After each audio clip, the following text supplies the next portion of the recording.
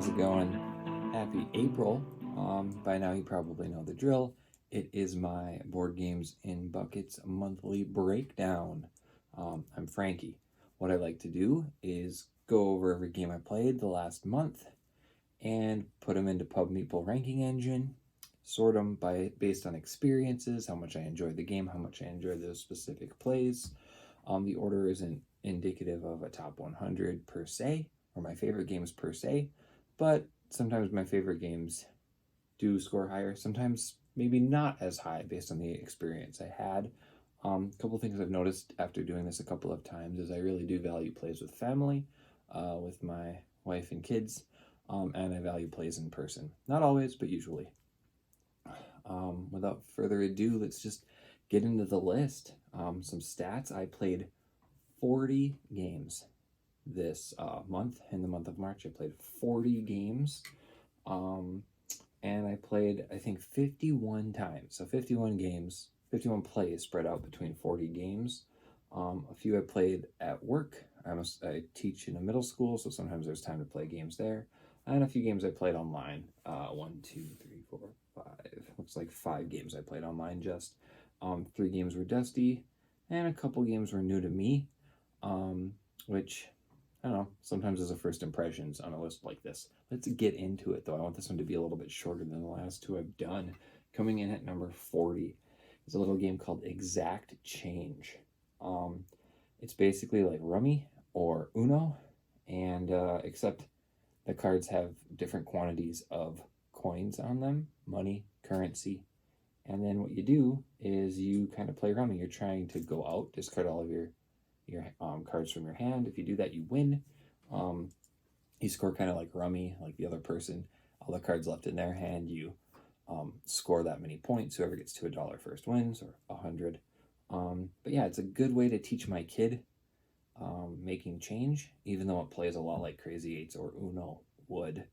Not going to talk about that much. Exact Change. It's fine. It's like a Rummy-esque game with a little bit more math counting. All right, number 39 is Quicks. Little roll and write, like one of the first ones I feel like after Yahtzee came out early, maybe 10, maybe 15 years ago. Quicks did, and you're just rolling some dice, checking off boxes, trying not to go over, because if you check, like, it goes in order from 2 to 12 or from 12 down to 2, and if you check off your 7, then you're not checking off anything before it. So smaller or larger quantities, and you have 4 different colors of dice. You're rolling them, checking off boxes. I played this at work. It's fine. It's a great travel game because it fits in a tiny little box. All you need are some pencils and the score pads. Very generic roll and write, but I mean, it's fun in a pinch. Showed it to a student. That was 39. 38 I also played at work, and it was Splendor. Now, Splendor is one of my favorite games of all of the engine builder games. I still always have a good time with Splendor. I like the poker chips. I like the engine building. But, I played it at work with some students, so it just wasn't that memorable of an experience for me. But it was cool that I got to play it, and the kids liked it. 38 Splendor. 37 was Uno, and it's like a Mickey Mouse version of Uno that my daughter has. This is the game that they play at school a lot, and she wanted to remember the rules so she could play with her classmates at school. Uno Disney has a couple extra quirks where there's an Uno card that you play, and you can name a character, a Disney character, like Mickey Mouse, and then the next person, it's not beholden to color or number, but you have to play a card with that character on it. Call that a twist if you will. Yeah, Uno sometimes can drag on a lot longer than it needs to. Could be like a 2-minute game, and sometimes it can go way longer than that. But Uno Disney was my 37. Number 36 is Tales and Games, Little Red Riding Hood. So it's one of those Tales and Games series of games. Children's game comes with a book. This one came with Little Red Riding Hood. The box itself is a book that's magnetic. You open it up and all the components are inside, plus a copy of the story. Little Red Riding Hood 1 is more of a push your luck game. You're just kind of flipping cards, hoping to not get a number that exceeds another number on the board. And if you push your luck far enough, good stuff happens, and you beat the wolf to Granny's house. If you don't, then The wolf beats you and you lose. That's pretty much the game. There is a co-op version that I just explained, and then a competitive version where you kind of have to like, you get to choose what card comes out next, and then Little Red has to decide if she's gonna flip it over or stop. It was fine. I really prefer a few of the other games in that series. That was number 36, Tales and Games, Little Red Riding Hood. Number 35, I played online on Board Game Arena. It was Expedition Northwest Passage. This is one of those tile laying games that just felt too complicated for me. There was a lot going on, and it felt like the kind of game that would benefit from AP, analysis paralysis, but I was playing online on Board Game Arena, and it was asynchronous. So I just, whenever I got an email that it was my turn and I had time, I'd load it up and I'd take my turn. But there was just a lot of different ways it could go with how you drafted the tiles. The theme of this game is your explorers going from Greenland to the Northwest Passage and back. And there's a token that goes around the board that turns the tiles, which are some of it's like ice and some of it's water. Depending on where this other tile is, it can turn the water to ice. And the only way to traverse is on a sled, which requires extra actions and moving some of your action points, I guess, from the ship to the sled and then moving the sled. Yeah, it was an alright game. The theme is awesome. It was a really good thematic tie-in to tile laying, and the Northwest Passage is kind of historical. I'm up in Minnesota, so close enough to Canada and the Northwest Passage, I suppose. And yeah, I dug it for the thematics. As a tile layer, I felt like in person it might be a little slow, but it was a cool, fun experience. And I should probably say right now that even if these games are low on my list, that doesn't mean I didn't like them. I like most games that I play. After Expedition Northwest Passage at 35, number 34 was Orchard, a 9-card solitaire game, and I played this twice. Really easy to play this game twice. It's a 9-card solitaire game, but it comes with 18 cards, so you split the deck in half after you shuffle it up, and you got 2 games ready to go, and it's quick. I've explained this every month. I do have my own copy now. I'm no longer borrowing a friend's. It was on sale online, and I picked up a copy. I have a lot of fun with it, and it's a really nice solo game that I can play while other stuff's happening in the periphery that might need my attention as well. Said a lot about it already. Watch a different video if you want to hear more. But you're basically playing cards on a grid, trying to score points for overlapping them. That was 34. Orchard. 33. Santorini. I played this once at work, and I played this once with my student, once with my kid, I think. I can't remember. Maybe it was both at home, and I played this last month with students. But Santorini is always a good time. My daughter has started to like incorporating the special powers. She loves Atlas. She calls him Catman because he can like put the domes on any spot, even if it's not the top of a tower. So it's been fun to explore those special powers. Not sure if I like it more or less. I kind of like Vanilla Santorini the most. Call me crazy, but I just like Vanilla Santorini the most. And yeah, always a fun, solid, kind of abstract exercise in who can win, who can get to the top of that tower that you're building. And the pieces are awesome. Components, the feel, it's all great. That was 33, Santorini. 32 is another one of my favorite games, but it was played on Board Game Arena, and that is Seven Wonders. Love Seven Wonders. Not a great gateway. I'd rather like introduce someone to drafting through something like Sushi Go, maybe. That Seven Wonders is really one of those games that just sings for me. From the first time I played it, I was like, all right, this has something to it. I really liked the card drafting. I liked that there were so many different paths to victory. I like that you could kind of interact with your neighbors and pay them for the resources you don't have to build stuff. All of that was really cool, and I still really enjoy Seven Wonders. I don't get to play it in person as much anymore because a lot of people are kind of over it. Not me. I'd still play it. And I never get the expansions out. I have cities, and I have leaders, and I have Babel. And there's still parts of Babel I haven't played, but Seven Wonders Vanilla is great. I really like it with leaders and cities as well. They just don't hit the table as much. And this one was online.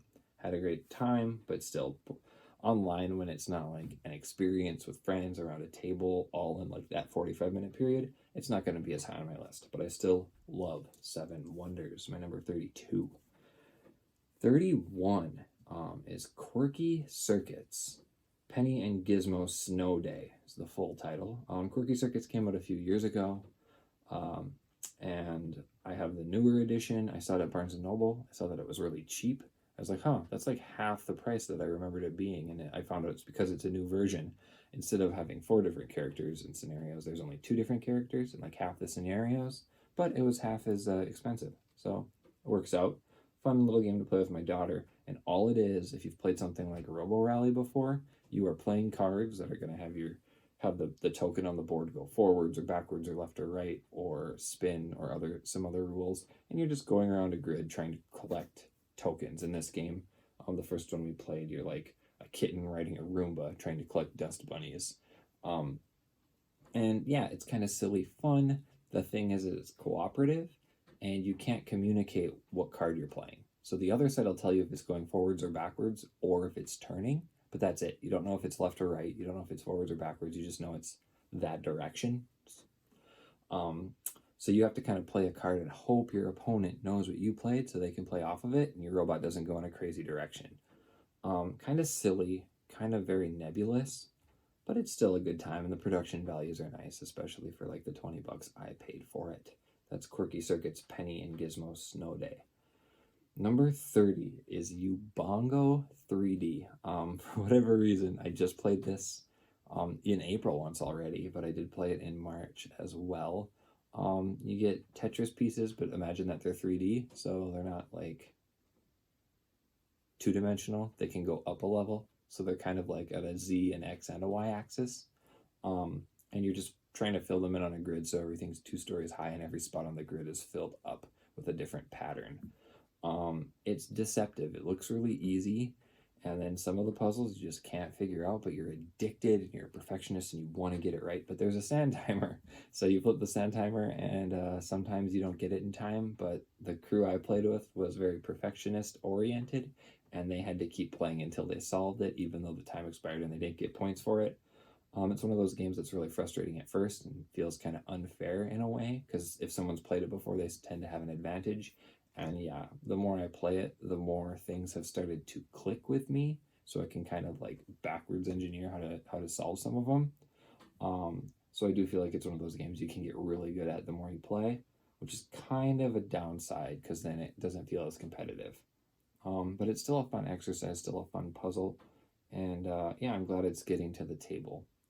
Ubongo 3D. My number 29 is 5 Minute Marvel. 5 Minute Marvel, it's just like 5 Minute Dungeon if you're familiar with that. But it's another speed game. You set a timer on your phone for 5 minutes, and you play a card, and the villain cards are like a recipe. It's one of like 4 or 5 suits, and you're Hulk or Captain America or Iron Man, and you're drawing cards from a group deck, and then you have a few cards that are like your own deck. So like Captain America has his own deck of like 10 bonus cards or whatever, and you're just playing cards to like fulfill the recipe on each villain. Like Sandman might require 2 punches and a computer chip to beat, so then you just lay those cards down as fast as you can, refilling your hand to 6, or depending on player count, refilling your hand, just playing cards as fast as you can at the table to match what's on that recipe to defeat the villain. When that happens, you discard that card and do the next one. You go through a whole stack. In under 5 minutes, you can win. So it needs some communication. It needs some utilization of your hero's special powers and abilities in that special deck. It's a solid game. My daughter really likes it. Sometimes I think it's really fun, and other times it's like I'd rather maybe be a little more chill because it is pretty hectic being a timed game. But it's Marvel, so that makes it awesome. And there were slots inside the insert for an expansion, which unfortunately probably won't happen, which is a bummer because I'd like every slot to be filled, and there's like 4 open slots. So I could see trying some more characters out. Like Medusa is a character and Scarlet Witch isn't, and I have no idea why they did that. They threw an Inhuman into the box instead of Scarlet Witch, who is a very popular hero now. So I'd love to see maybe her added, and a couple more characters just to fill up the box. But that's 5 Minute Marvel, a fun real-time cooperative card laying game. Number 28, Zombie Kids with a Z, Zombie Kids Evolution. I was really high on this game. It was a Christmas gift for my daughter. We played it like 3 or 4 or 5 times that night. Played it again like the next day, and then we didn't play it again until like a week ago.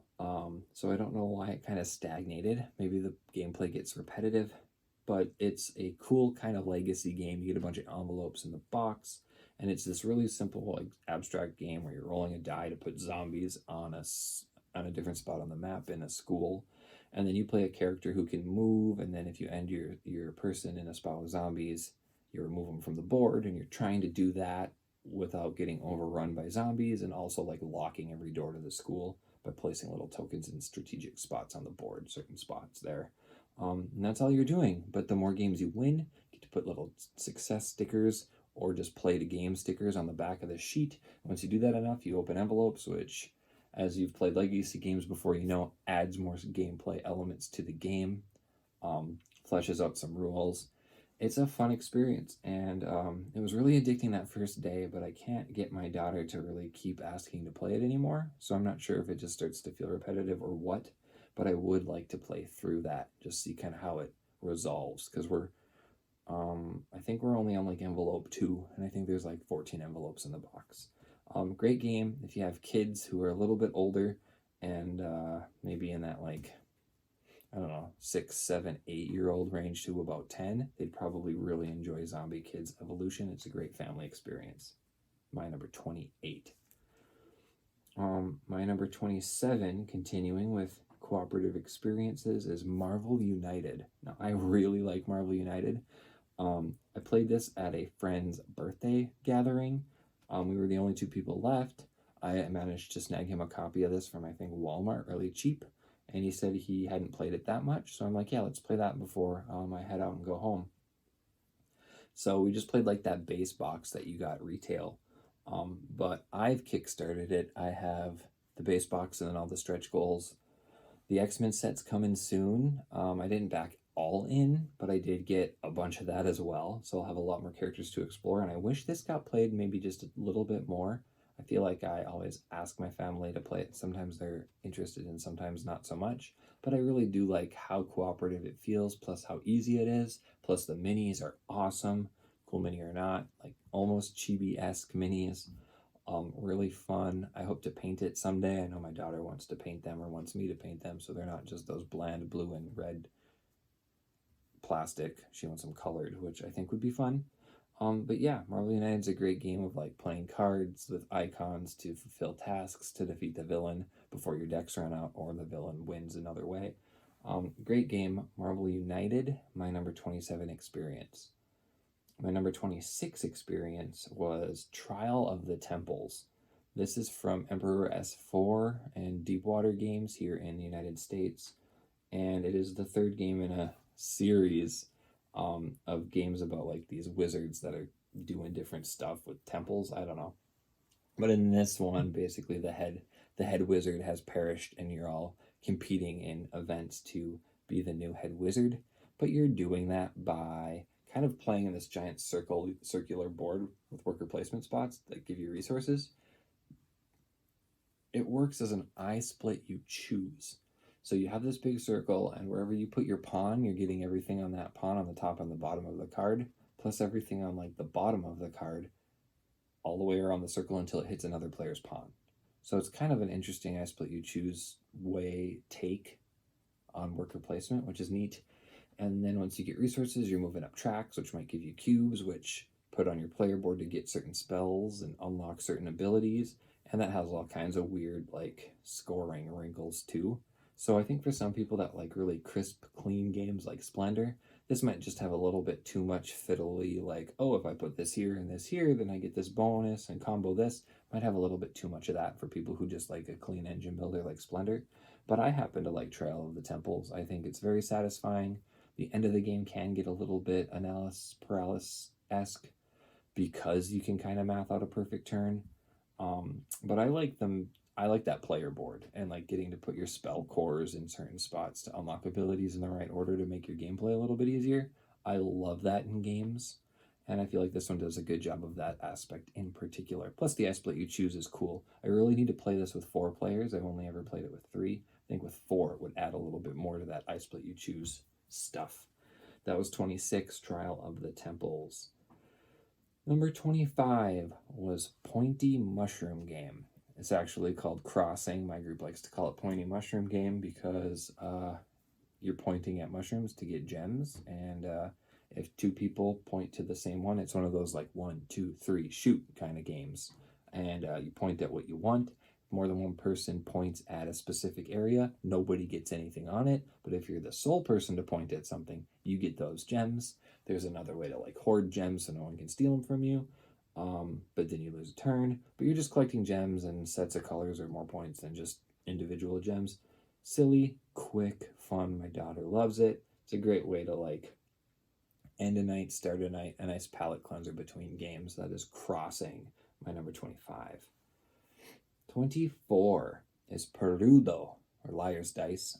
But Perudo is fun. I never get to play this game. Felt good to get to play it again, even though it was at work. I mean, usually games I play at work aren't this low on the list, but usually they're like the first 5 games I mentioned. But I love Perudo. I love Liar's Dice. And with playing with my students where I could like kind of get in their head, and it was great to teach probabilities because it's all about odds. If you're unfamiliar with Perudo or Liar's Dice, you all have a bunch of dice in a cup. You shake them up, put them face down, you slam the cup on the table, you look at your dice, no one else can see them, and then you're just bidding. Like, I think between every cup on the table, if we all lift our cups up, there will be 4 3s. And then the next person can say, oh, well, I think there's going to be 4 4s. And then the next person can say, I think there's going to be 5 4s, until somebody calls the bluff. Once the bluff is called, we all reveal, and if the person who called the bluff is wrong, they lose a die. If the person who called the bluff is right, the person who set the bid loses a die. You play it until there's one person left. A fun bluffing game, classic bluffing game, should get played more. A lot of groups nowadays love Skull instead. And granted, Skull has nice artwork, and those coasters don't make as much noise as plastic dice clanking around in cups. But I like Perudo Liar's Dice just as much, if not more. I think I like it more, actually, because I love shaking dice. It is a little loud, so you need like a bar setting or quieter dice or felt line cups or something if you're worried about the noise level. But Perudo is a solid game, a ton of fun. Pirates of the Caribbean picked a cool game to put in their movie. That is Perudo, number 24. My number 23 play was One Key. I think I probably talked about this last month or the month before. Think Mysterium. There's one person who's giving clues and everybody else is guessing.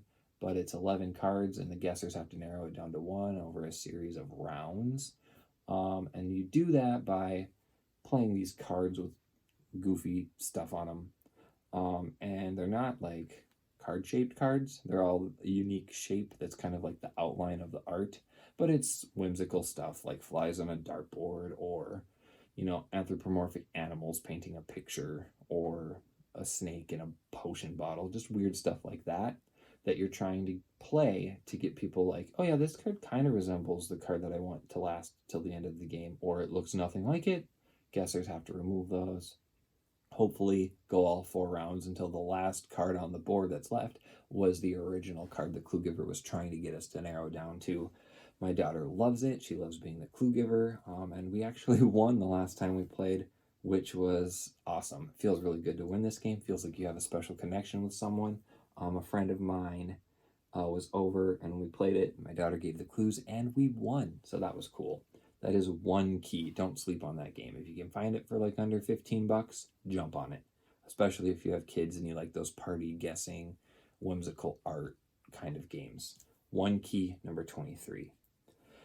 Number 22, Nidavellir. Played this on Board Game Arena. I've yet to play it in real life, but there's a couple people in my group who have it, itching to try it. Nidavellir's great. It's an auction game, but it has some engine building, it has some unique set collections, some cool artwork. You're just putting tokens out in different rows, and whatever number you play, when they all get revealed, dictates which card you get to take from the row in like order. So you're drafting them. There's like 5 different suits. Every suit scores slightly differently. If you get a set of like 1 of each color suit, you can draw special cards that give special powers or unique scoring variations. If you do play the chip that's worth 0 points, it combines the 2 chips that you haven't played yet, so you can get higher and higher tokens to win bids later on in the game. Great mechanism. Feels like it should have came out 20 years ago. Nidavellir, my 22. My number 21 play for the month was Pan Am. Pan Am, we played in person at a local pub here. Had a great time playing it. It's kind of like an introductory worker placement game. Doesn't even really feel like worker placement, but it is. And it's all about Pan Am, the airline that like took over all airlines in like the 50s. And what we all are, what the players are like their own firms getting landing rights from one airport or one location to another through a kind of Ticket to Ride-esque collecting cards to play them to put planes on routes sort of way.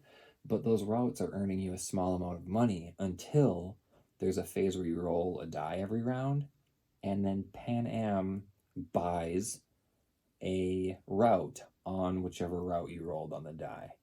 So you're making a little bit of money until Pan Am buys the routes that you have the rights to, and then you make a ton of money. And then at the end of every round, players have the opportunity to buy stocks, and then most stocks at the end of the game wins.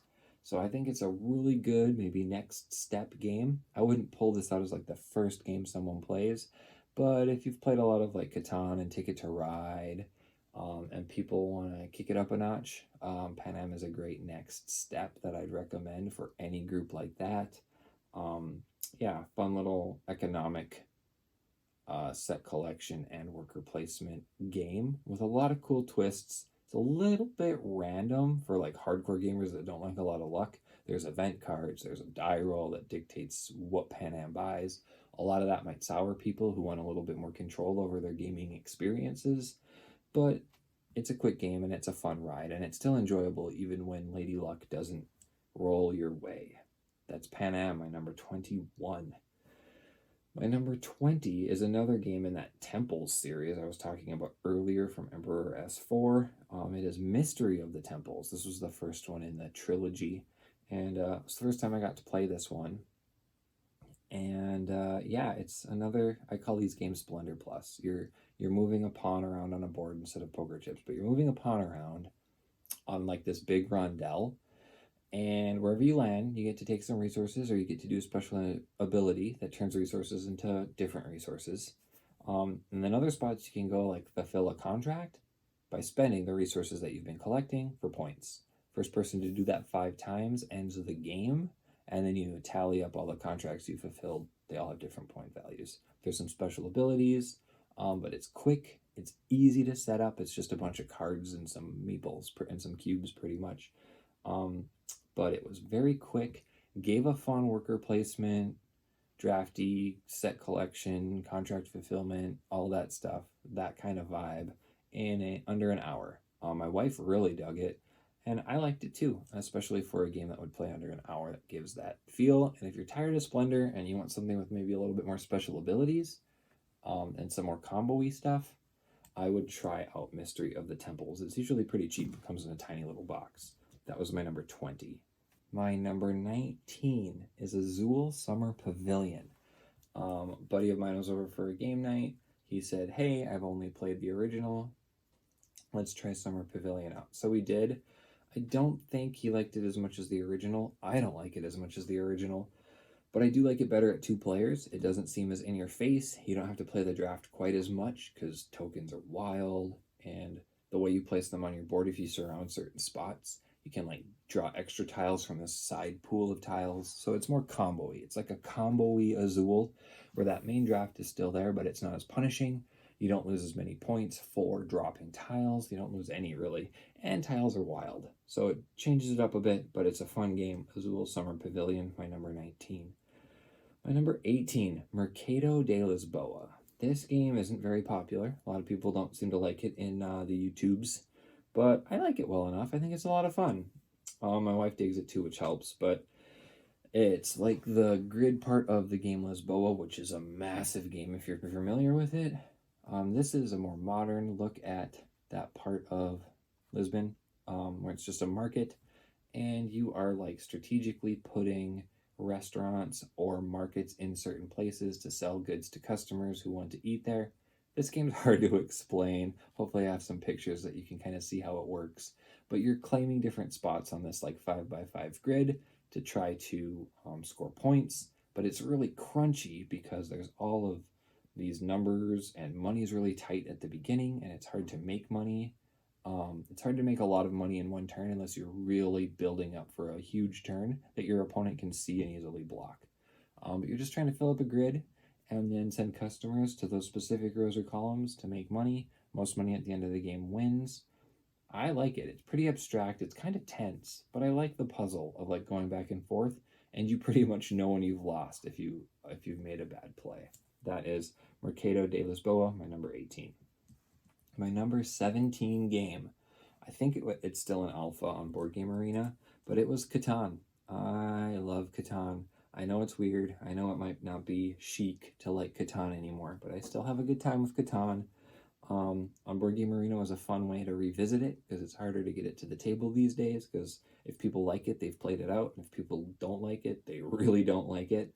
But I have so much fun with Catan, just the rolling of the dice and then seeing what you get. And then when you get enough resources, you can build. I think that's what sold me on Catan. It was my gateway into the hobby, really. I just really like how you can build stuff, like save up resources and then build roads and buildings that get you more resources. And that concept was so cool to me when I first played Catan, and it's kind of why I'm in this hobby now, because 8 years ago I started playing Catan at a family Christmas. Even on Board Game Arena, it was fun. Yes, it's very luck dependent, super random, but I still have a great time with Catan. My number 17. My number 16 is Furnace.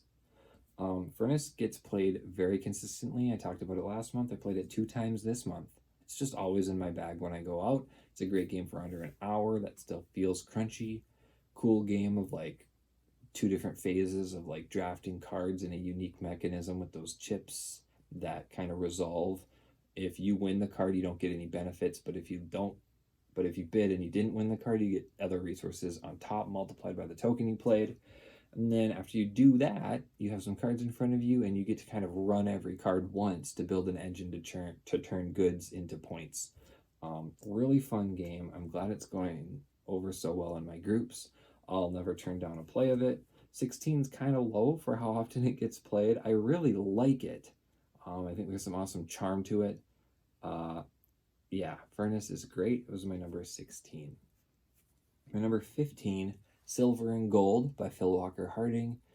Kind of like a roll and write. Every card is dry erase, and they're just little treasure maps. And you flip over cards that have Tetris shapes on them, and whatever that shape is, you can X off on the treasure map grid on your card, trying to fill it up in an efficient way, getting little bonuses for palm trees and coins that are on them. And you just do that like 28 times, and then the game's over. A lot of fun. My daughter loves it. I like it too. It's fun to use dry erase markers, especially on cards. Very clever, simple little roll and write game that kind of feels almost like a tile laying game in a way because you're filling in those maps. There's a little bit of combo-y stuff you can do. Breezy game, fun game, quick game. That is Silver and Gold, my number 15. My number 14 is Calico. I played a game of Calico with my oldest daughter and my wife, and I had a lot of fun. Even though it might not have seemed like it during the game, I know that my wife once or twice was like, "Why are you complaining so much?" And it wasn't that I was complaining, but Calico is just one of those games where you really want a specific tile to come out, and then it flips out after your turn, and then someone else takes it. Or you're like, okay, I'm going to give up on this pattern. I'm just going to give up. There's no way the next tile is going to be the one that I need. And then it's the one you need. So you're just like, oh, you got to be kidding me, right? I love that tension and that frustration in Calico. I think it adds to the game. It makes me very invested in my puzzle, and I'm okay with being a little frustrated, and I'm okay with not winning, but I do have a little bit of fun venting about it. That is Calico, my number 14. Beautiful game. A little tense, but a great puzzle laying game. Easy game to kind of learn, but a hard game to math out just perfectly. Calico, my number 14. My number 13 game was Terraforming Mars Ares Expedition. This is a new to me game. Hadn't played it yet. And yeah, if you know how to play Terraforming Mars and you're familiar with games like Race for the Galaxy, you pretty much know how to play Terraforming Mars. It's a combo-driven, card-driven combo game where you're looking at little icons on cards to get certain resources up certain tracks to spend them to heat up the planet Mars, and then get bonuses for that and points for that. The card game version was fun. I'm not sure if I like it more or less than the OG T Mars. I'd have to play it once or twice more, I think. But I did like how quick it was, and it felt very similar. And getting your engine to run just right is exciting. The simultaneous action selection, I know I like more Race for the Galaxy. In this game, it just felt so derivative of Race. And since I've played so much Race, I think I just have a soft spot for Race for the Galaxy still. Even though the art in this Terraforming Mars game is way better. Terraforming Mars, Ares Expedition, my number 13. My number 12, Codenames Duet. I had a week off of work recently, and it was really nice because I had a lot of time off to like play games, and then if my wife was off the next day, she could stay up a little bit later and play some games, and Codenames Duet was one that we played.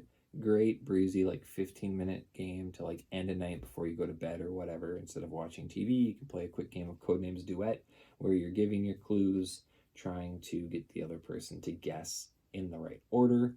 We had a really great game that we lost by the skin of our teeth. It was really funny because I picked the assassin when there were 2 words left. I got one. Second guess, the last card she needed me to guess, I guessed an assassin. And I'm like, well, let's just see what would have happened on your turn. Same thing. She needed to get 2 words. First one she got right. Second one she picked an assassin. So we were very close, but then we did not win. I don't know if anyone else notices this, but I feel like the cards in Duet a lot more often end up in configurations that make it really hard to give a clue without maybe tying it into something else, or they're just 2 words that have nothing to do with each other and it's really hard to tie them together, which I like as a challenge. But sometimes I feel like I just need to take all the Duet cards, all of the base game Codenames cards, and shuffle them all up to get a new grid sometimes. But that was my number 12, Codenames Duet. Great game, fun couples game. My number 11 is Space Base. I really like Space Base. I played 1 game on Board Game Arena. I wish I could play this one in person a little bit more. When I was at the pub playing Pan Am and Furnace, Space Base was at the other table. So it does get played in a couple groups in town here, and for good reason. It's a lot of fun. It's a build your own slot machine game, really. You're chucking dice, and then you're getting resources based on what are on those cards. When you add a new card to your 2 through 12 grid, you take the card that was there and you flip it, and now it's not as good, but if other people roll those numbers, you get like a coin or maybe some other small perk, which you can really build up to some awesome combos. Really enjoy Space Base. It's pretty much fired Catan for me. I still love Catan. It's not leaving my collection. I'll play it when people want to. But as far as like chucking dice and getting goods and comboing stuff and feeling like you're really building a cool engine that gives you more and more stuff, I feel like Space Base does almost all of that better than Catan does. Doesn't have the trading and negotiation, but I can live without it for Space Base. My number 11.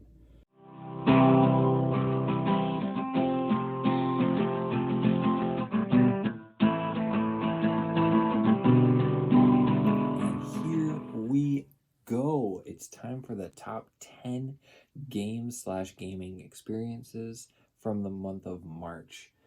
Number 10 is Belfort. New to me game, but very old. It's like 10, 12 years old, from Tasty Minstrel Games. I don't know if it'll ever get printed again, but what this game was worker placement meets area control. So it's a fantasy setting, right? And we all play city planners, and there's like 5 districts in this fantasy setting. Best city planner gets the key to the city, wins the game based on points, based on area control.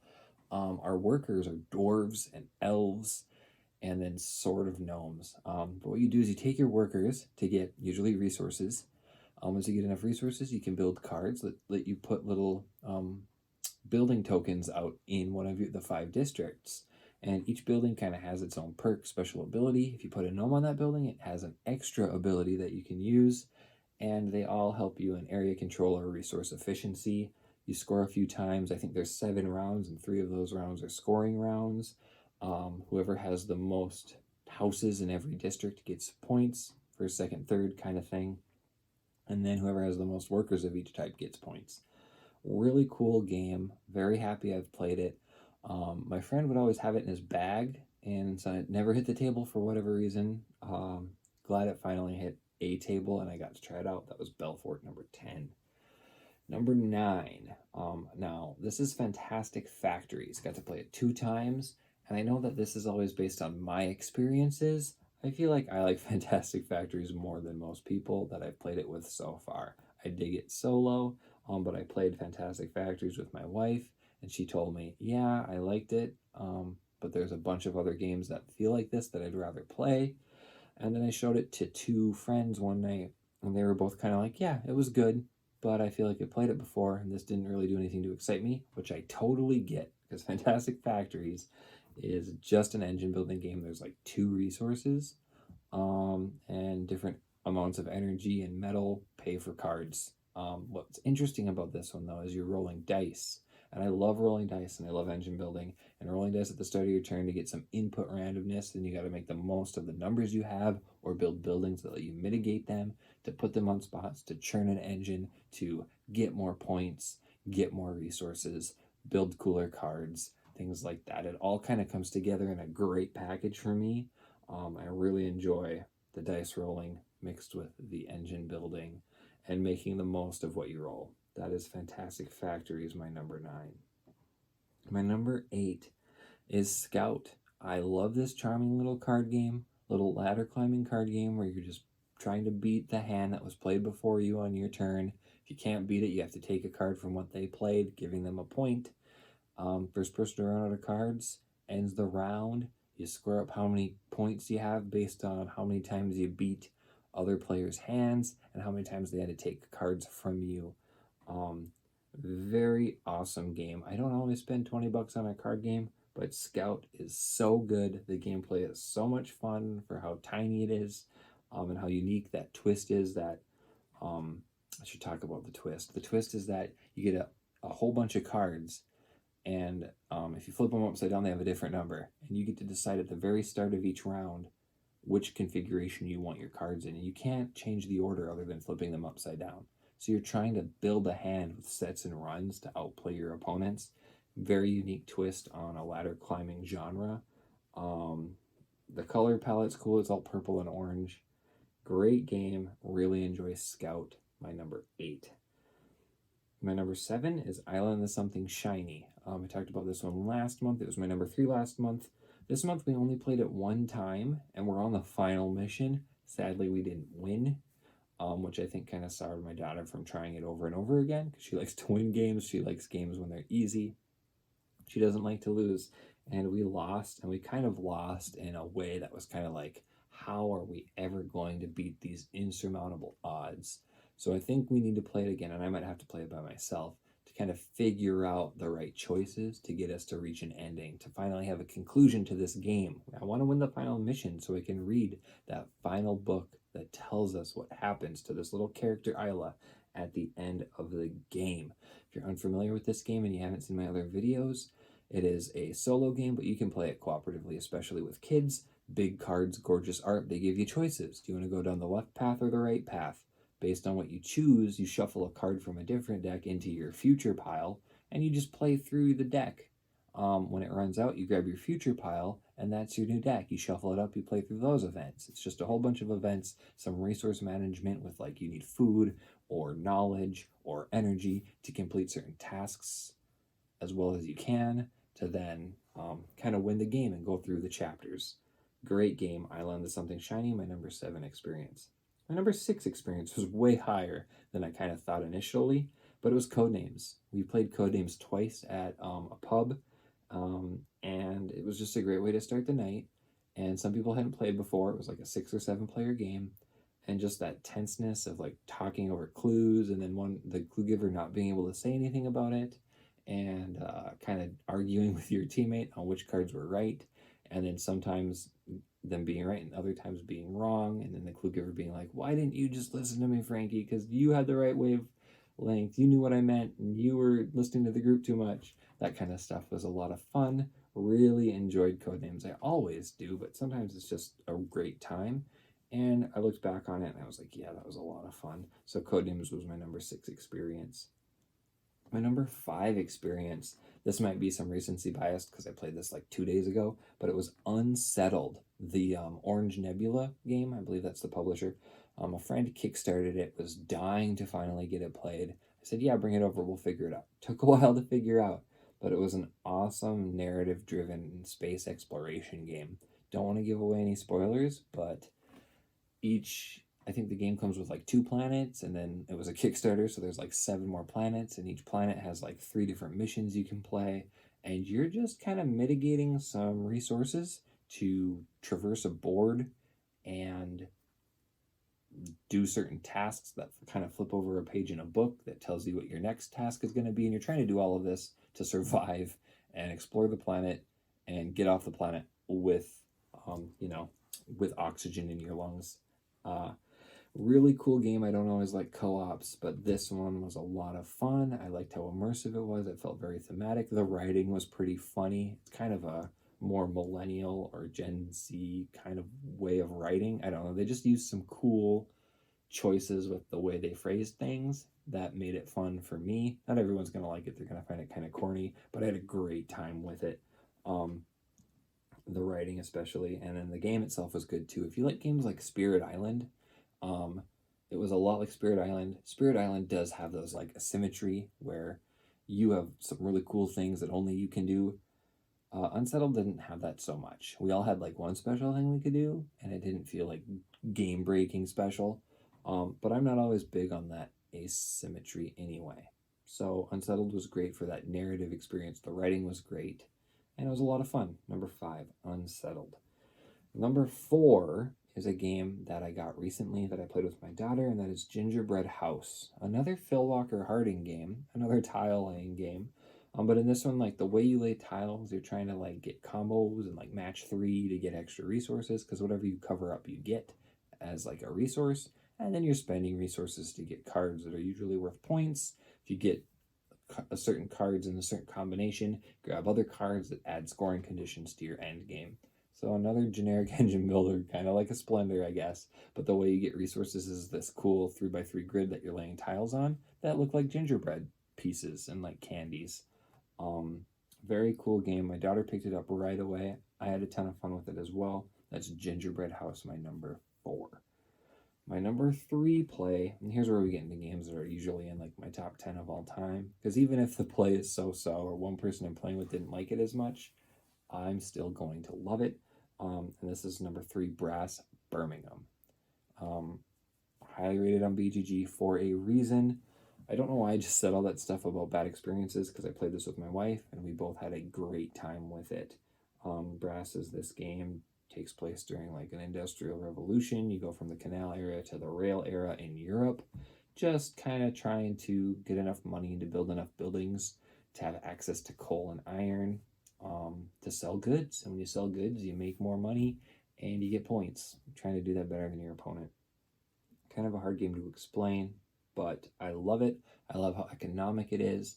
I love how the choices can really spiral into different paths. Martin Wallace is really good at this, giving you like some simple options, but they can just kind of go down so many rabbit holes, and you have to min-max all of it and figure it all out in the best way you can. He also loves loans being a mechanism, and in this game there are loans, and yeah, when you take a loan, you lose some income, but your income at the start of the game is like $3.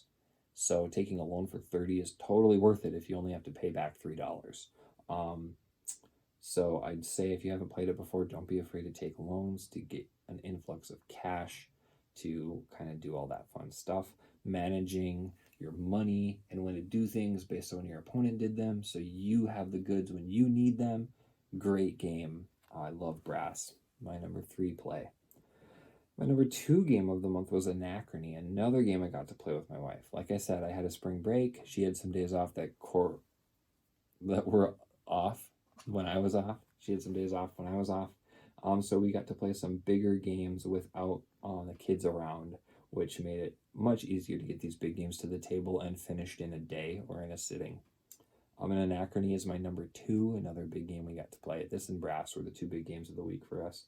Anachrony is an awesome worker placement game with some really cool time travel-y stuff, which basically is loans, but not quite loans. And it feels like, for me anyway, that I'm going back in time, and like if I borrowed some uranium, I'm paying it back to my future self. Have a lot of fun with that aspect of it. The minis are cool, the art's awesome, the production is great, the story is great, the theme is great, everything about this game is great. I have a ton of fun with it. It's a lot of worker placement. There, you can get really punished if you forget to have a resource at a specific time. It can kind of wreck your whole turn. I like that tightness of it, and I like the story that it tells. It's Anachrony, my number 2. And my number 1 play for the month was one play of Dice Masters. Just like last month, if I get to play this game, it's probably going to be in my top 3, maybe my top 1. I just really love playing it. Playing it with my kid is even better. A Dark Phoenix set just came out with like a bunch of X-Men characters. Got a couple of those, opened them, read the cards. I was like, I gotta play this. I was really hoping to play this over my break. Didn't get to play the new set yet, but I have a bunch of it waiting to open and draft and build teams and test them out against my friends who are into the game. I don't know what else I can say about Marvel Dice Masters. Great game of like bag building with engine building, but it's all dice, so it's all about input randomness and thinking ahead, like, okay, I really want to make sure to buy Wolverine on my turn. So I need the specific type of energy, so I'm going to roll my dice hoping for that. And if I don't get it, my consolation will be to buy Beast, and I can buy 2 of Beast's dice if the dice come out the right way. Just comboing all that together to have a cool team to ultimately, whittle my opponent down from 20 to 0 health is so cool. Love Marvel Dice Masters. My number 1 play, can't wait to bust into those new draft packs. Yeah, what else is there to say? Hopefully this video is a little bit shorter than the last 2. I'm trying to get these under a half hour, but I tend to just yammer on and on and on. Had some great plays this month. It was kind of touch and go for a while, but then having that week off of work and trying to get a game in every day really helped boost my numbers for this month. Getting to go to a couple pubs that are open a little bit later than my bedtime typically helped a lot. And my kid wanting to play games helped a lot. So really like the games I played this month. 40 different games. I liked all of them pretty much. Had a great month. Can't wait to play some games in April. And I'll see you in a month. Take care.